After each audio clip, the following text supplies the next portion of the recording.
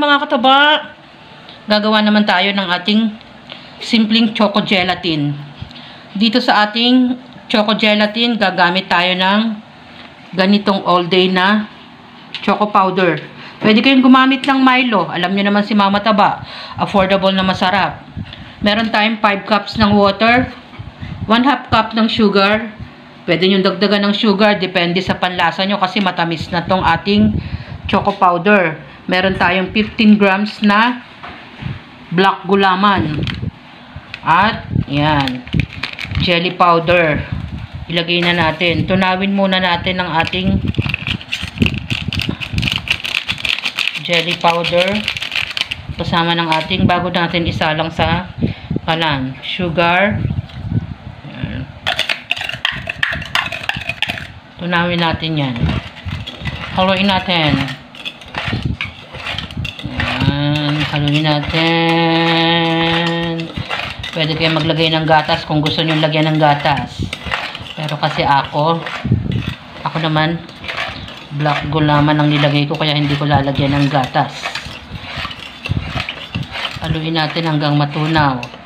4 to mga kataba. Kasi yung isa, pang i-sprinkle natin mamaya sa ibabaw.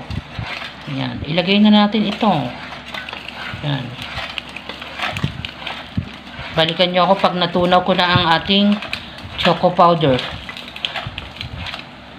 Halu-haluin nyo lang, mahinang apoy. Pwede kayong gumamit ng ating unflavored na white. No. Sa akin naman, wala. Gusto lang ni Mama Taba yung black. Yan. Hindi naman kailangan na kulong-kulo ito mga kataba. Pabayaan nyo lang na matunaw yung ating mga nilagay na dry ingredients tulad ng asukal, gelatin powder, at ang ating choco powder. You know? Diba? Halos pwede na yan. Saka natin isalin sa ating lianera.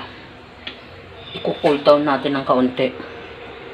Yan. Nailagay na natin sa mga lianera. 6 na lianera to mga kataba.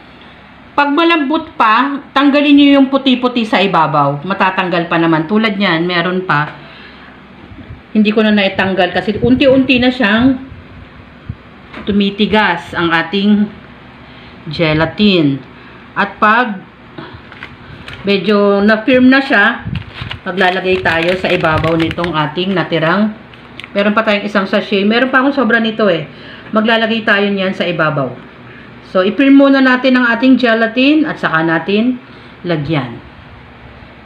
Isa na namang affordable dessert ni Mama Taba. Gelatin powder lang yan. Pwede kayong gumamit ng unflavored na white. Gusto ko lang yung ating kulay na black. At gumamit tayo ng choco powder at simpleng sugar lang. Depende sa inyong panglasa kung gaano katamis. Ganun lang kasimple mga kataba ang ating choco gelatin powder. Enjoy, kumain at maging masaya. Salamat sa panonood. Mag-enjoy na naman ang mga boys. Bye! Ingat mga kataba!